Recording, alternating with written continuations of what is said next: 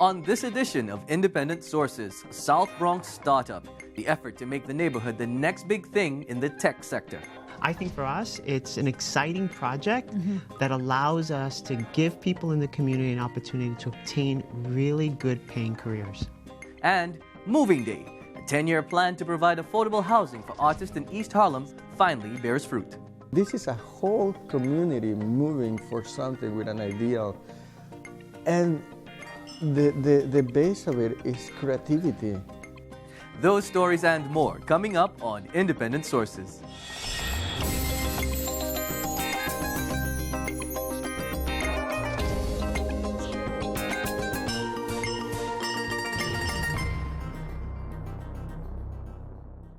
Welcome to Independent Sources, bringing you news from New York's ethnic and immigrant communities. I'm Zyphus Lebron.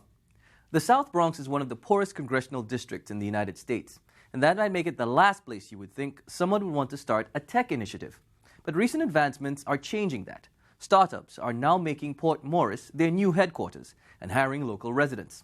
Sarah Pizon spoke with Plinio Ayala, president and CEO of Perscolis, an IT job training institute, and Keith Klein, co-CEO of Doran Jones, a software development consulting startup. Plinio, Keith, thank you for being with us today. Thank you. Thank you. So, Plinio, can you tell us about your organization's mission? Sure. So we've been around for 20 years in the South Bronx. That's sort of where our headquarters is located. And it was designed to try and prove that you can train people from communities like the South Bronx and have them be successful as IT professionals. So the whole mission is to create an effective workforce development strategy that can lead to expansion in other communities and have a huge impact. And so what kind of training are you providing?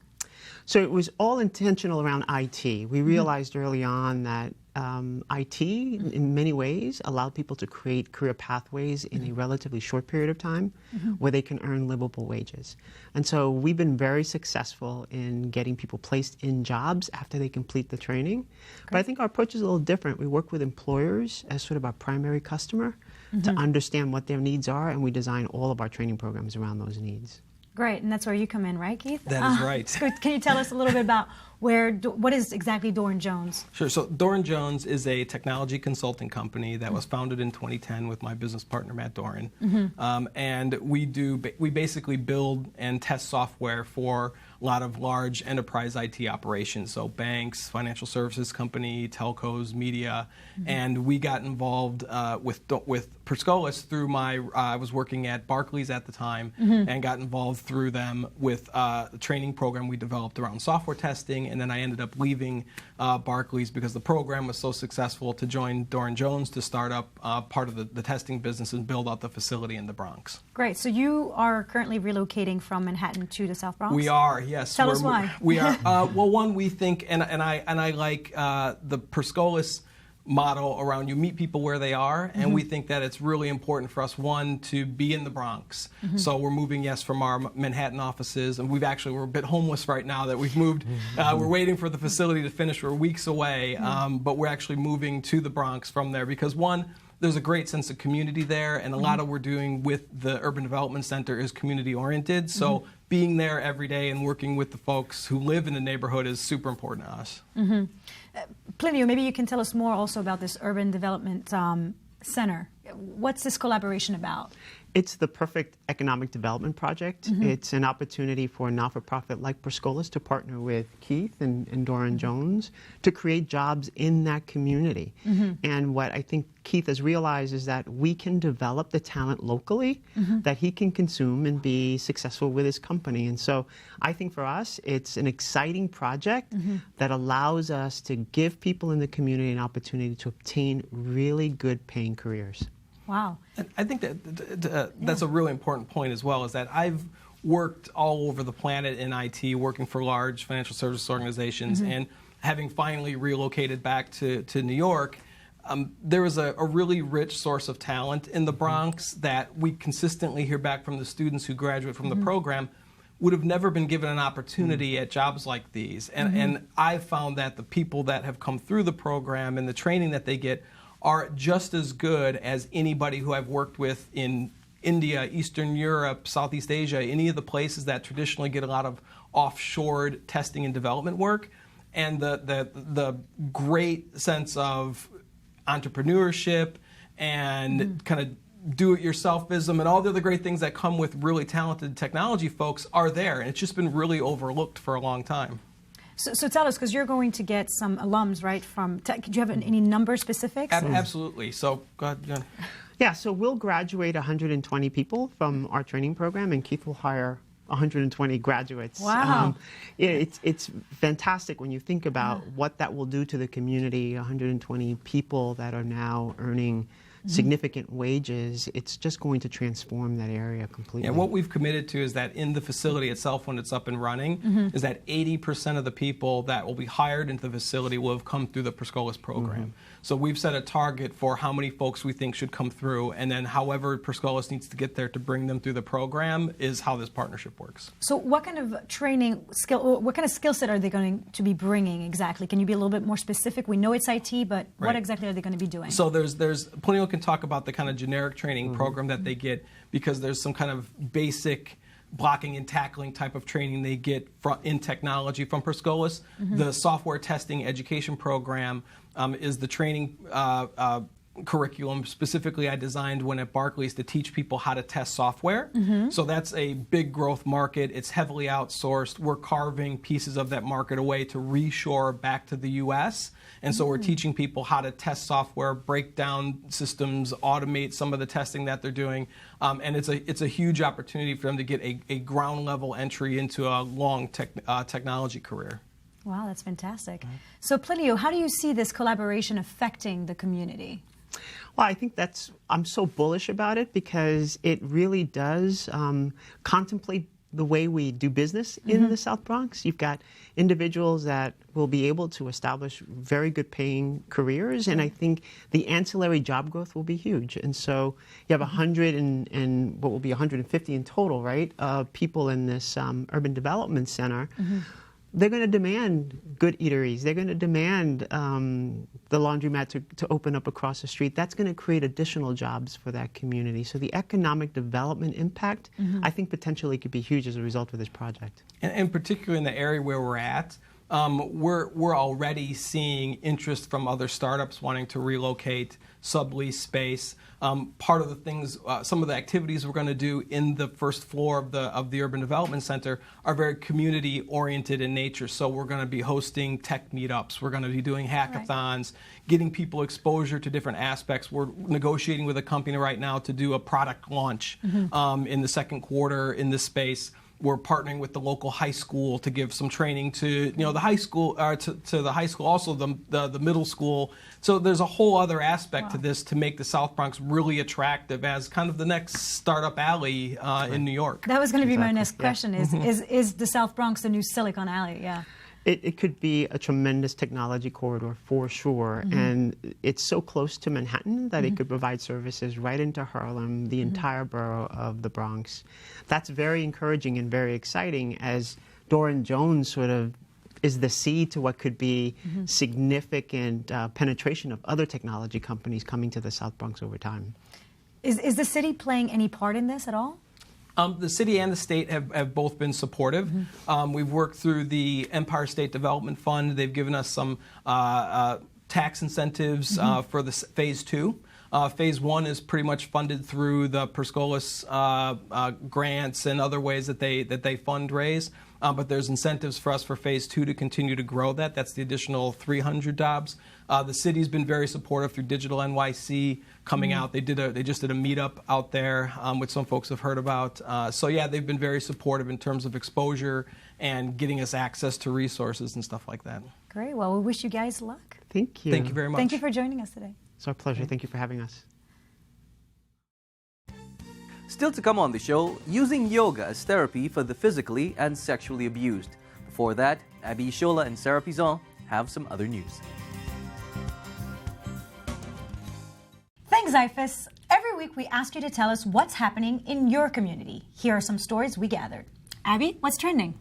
Rodents, pools of urine, and fire safety violations. Those are just a few of the dangers found in many of the city's homeless shelters, according to a new report.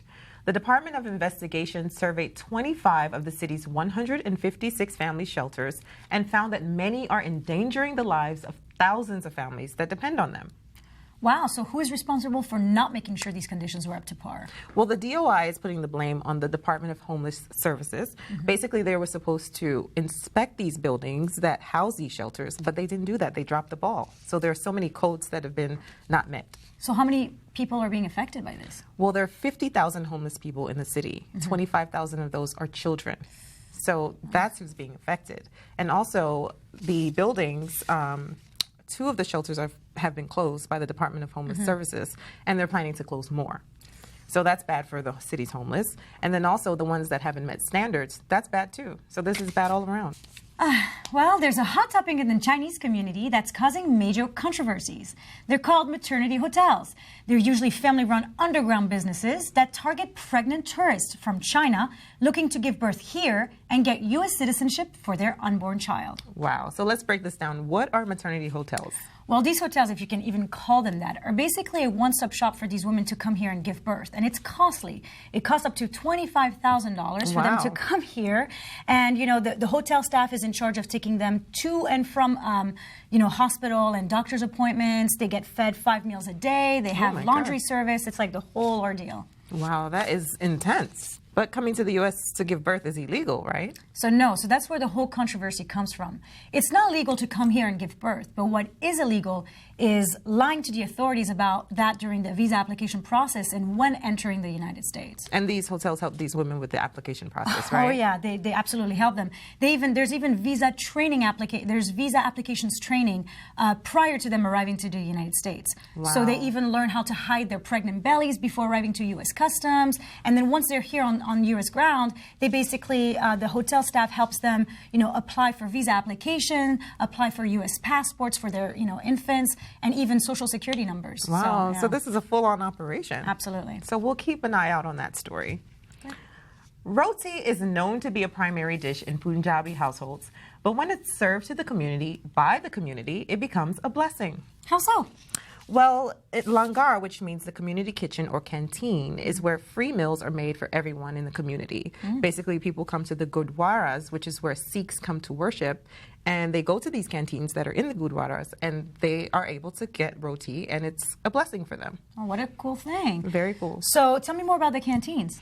Yes, the langar has been a central part of Sikh practice for hundreds of years, according to OpenCityMag.com. At busy gurdwaras, volunteers come to do serva, which means selfless service. So it's like a sacred practice for them.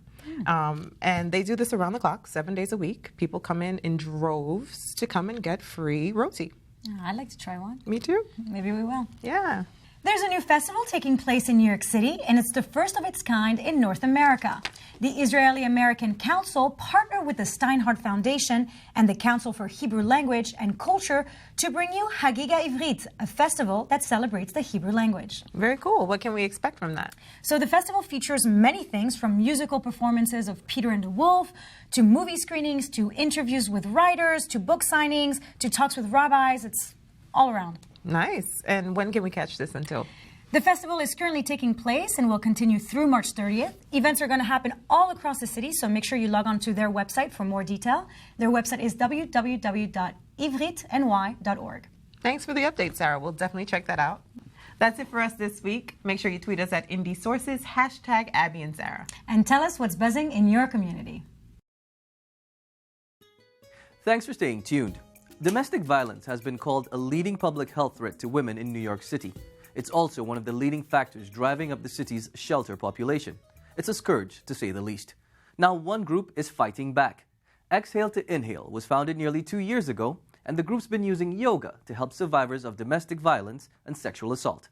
Abby Ishola got some insight and instruction from the program's director, Tara Tonini, and instructor, Julie Fernandez. Tara, tell me a little bit about Exhale to Inhale and how it began.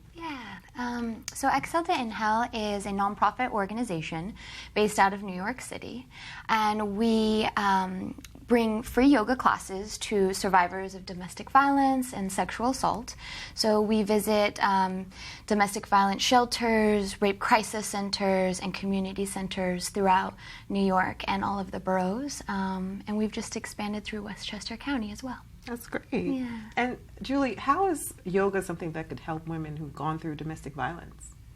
It's definitely something that is helpful. It allows survivors to cultivate that relationship with their own bodies that they most of likely have lost through their experiences. And how so? Well, when in a situation in fear, we most of the time escape our bodies to not live that situation. So a lot of times we just lose that connection with our bodies. Wow. And Tara, you could probably speak to this because you were in a violent relationship and you use yoga to heal. How did that help you? Yeah, correct. I'm a survivor of domestic violence. My DV counselor was the one, while I was receiving my services, that said, "Girl, try yoga." And with all my nervousness, somehow I conjured up the courage and made it to the mat, and I haven't left. So really, like Julie was saying, taking back your power. Yeah. And feeling your mat and feeling your body and feeling the breath, and that's what it's all about for us. Wonderful. I'll direct this question to both of you. You know, yoga has become really trendy in the United States, and you know, even some of the positions could be a little intimidating, and I think that a lot of people look at it as something that's reserved for the elite. How do you guys make it relatable to the women you work with? Yeah, I definitely identify with that for sure. You know, there's yoga studios on every corner virtually in New York City. Our classes are a little bit different because we're really bringing the safety and the empowerment back into the physical forms that we do in the yoga practice and also with the breath. So our classes are a little bit different than what you would find in a typical studio. We, first of all, bring the safety to the classroom. Second of all of our language is very invitational, so giving women the choice of what to do with their body at all times through the practice. So really bringing that empowerment back in and the choice. I mean, like, what do I want to do with my body? And yes, I have a decision. That's right. It's exciting. And then we don't do any physical touch. So the teacher stays on her mat throughout the practice. And we also don't play any music in the classroom. We've noticed that music can be triggering for a lot of students, especially in a traumatic situation. And we also leave the classroom lights on at all times. Wow. So for a traditional yoga class, when you go into like a final resting pose, which in Sanskrit is called Shavasana. Yeah. The lights are usually off and you meditate, right? Yeah, so we just maintain our practice, have sometimes lead short meditations, staying very close and having a conversation with the students. So letting them know that there's multiple forms of meditation so that while receiving services during the shelter system, they can take their practice with them outside into the world. So why the name Exhale to Inhale? Our founder, Zoe LePage, came up with the name. For me, I identify it because I'm a survivor. It was kind of the rock bottom point in my life. And I really had a choice. Like, if I exhale, I can choose to take another breath or just give up. Bye-bye, body. And for me, it was absolutely going to inhale, and I've never looked back. Wow. So you're a success story. Are there any other success stories within the program? Oh, yeah, absolutely. Yeah, we have a lot of survivors. Unfortunately, we don't always keep full contact once the students have left the shelter system. But we do have a lot of return students in our community centers. Yeah, maybe Julie can speak a little bit more about the women in her programs. Yeah, absolutely. There's a particular woman who she never did yoga before, and she came into the classroom and she had a lot of physical limitations, so I pretty much kept it as a meditation class. And she kept coming back for weeks. It's been about 3 months now that she's there every day, and has expressed how it has changed her life. her anxiety and depression and all of that has really calmed down, and she's just very, very grateful for the program, and I'm happy to be able to bring that to them. That's amazing. So we heard all about the program. So now we want to take a look at some of the forms, and Julie will be demonstrating. So the first form is called Warrior 2. We start out by grounding the feet, so finding this connection with the physical space in the room. We invite our students there to just notice any sensations that might be occurring in the body, and to breathe however it's accessible for them. So generally with trauma, the breath doesn't always come from the nose. It typically comes from the mouth. So not constricting our students' breath in any way. Just inviting them to breathe however it feels best for them in their body. A lot of the women really like this posture because it feels very much like a warrior goddess of sorts. I'm looking at it and I feel like I want to do the warrior pose. Yeah, absolutely. We need a warrior cry of some sort right now. Absolutely. And the next pose? Yeah, the next form is Peaceful Warrior. Form. Yeah, form. Peaceful Warrior is a little bit of a balance. So the feet still remain grounded, and we invite our students, if they're interested, to explore a little bit deeper in the body with an extension through the side. They can do anything they'd like with the head, depending on how their neck and their jaw is feeling that day. And we always invite them to explore, like, what does this feel? And if it doesn't feel right, you don't have to do it.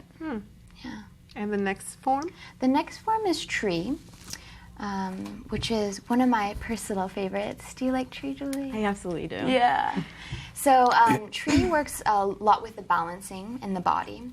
So an invitation for Julie whenever she's ready to make a connection again with the floor.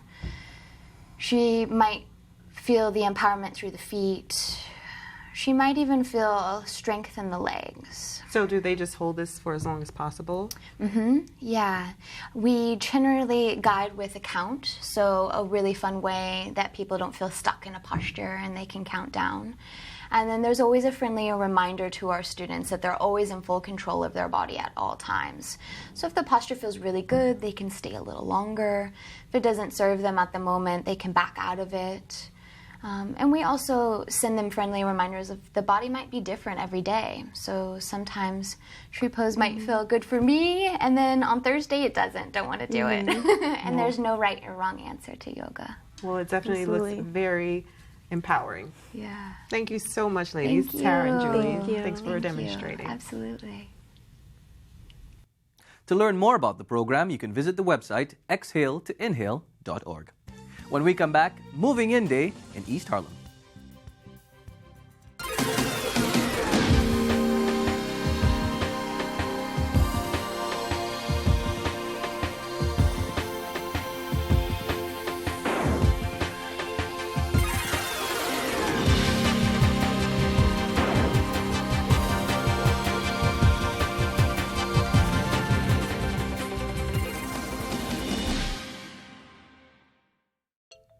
Finally from us, Mayor Bill de Blasio recently reiterated his commitment to creating affordable housing for artists during his State of the City address. This week, we'll take a look at the latest step towards reaching his goal of 10,000 units of low-cost housing for artists over the next 10 years. Judith Escalona filed this report on El Barrio's ArtSpace PS 109. The converted public school building just opened its doors to qualifying low-income artists. Tenants began moving into El Barrio's ArtSpace PS 109 early this year. The newly renovated building has been converted into 89 apartment units for artists. Whether you're a painter, writer, or musician, there's a space for you if you meet the city's criteria for low-income housing. Maria Rivera is a singer and dancer with a hip-hop and R&B group called Unstoppable Dance Crew. They just called me in. Hopefully I can get the place. I found out that it's actually most of the people is actually artists in here, so maybe we can all link up, do something, talent show, something great for the community. The community is East Harlem, better known as Spanish Harlem or El Barrio, a neighborhood with a rich Puerto Rican cultural tradition that has drawn other Latinos to the area. Today, gentrification is displacing longtime residents and artists. El Barrio's art space PS 109 is trying to stave off their departure and save the community's unique character. The construction and the pre-development took many years, and now that the building's completed, we're entering a new phase where we're breathing life into the building by occupying it with artists. Gustavo Rosado is the executive director of El Barrio's Operation Fightback that manages and builds low-income housing in Spanish Harlem. They partnered with ArtSpace, the Minnesota-based organization that has been developing housing for artists nationwide since 1979. The ArtSpace team came to New York, toured buildings in all 5 boroughs, looking for a building that would lend itself well to becoming artists' live workspace, and eventually found PS 109. So since 2004, we have been working with Fight Back, with the city, to save this building and renovate it and make it a home for artists. El Barrio's ArtSpace PS 109 cost $52 million for a gut renovation of the interior and restoration of the facade in keeping with the city's landmark requirements. City guidelines also called for low-income residents to have a recreational space. The developers substituted an art gallery in its place. Painter and multimedia artist Antonia Guerrero, who recently moved in, says it's a dream come true. I think that the design of the spaces is wonderful. It's beautifully put together. They have that wonderful gallery space downstairs, which I'm sure will be put to many, many different uses. People are going to come up with all kinds of interesting programs, I think, that will want to involve people of the members of the community. But that hope won't be shared by all the artists who applied. Over 5,000 applicants, including longtime residents of Spanish Harlem, were eliminated by lottery or proved ineligible. We certainly did advocate for the community artists where we could and tried to see if we could push the limits somewhat. And would they be any types of waivers or special consideration for community residents, but unfortunately we were not successful. Despite that, the developers and tenants like Carlos and Alenka David expect great things. I am so excited because there's going to be all these artists living here, and we're going to be meeting and collaborating on different projects, connecting. I think that's just like the best thing in the world. It was really, fascinating to think this is a whole community moving for something with an ideal. And the base of it is creativity. El Barrio's art space, PS 109, will also be a secure home for organizations such as Taller Latinoamericano that has been serving the Latino community and general public through the arts for over 30 years. Bernardo Palombo is its executive director and founder. We are moving our organization, El Taller Latinoamericano, right here to continue from the place where most of our Latin culture started, to keep on doing what we have been doing and see if we can do what is the hope of this place, to create a cultural renaissance. Nice to meet you. Nice to meet you too. Judith Escalona, Independent Sources. That's our show this week. Thanks for staying tuned. Till next time, be independent-minded.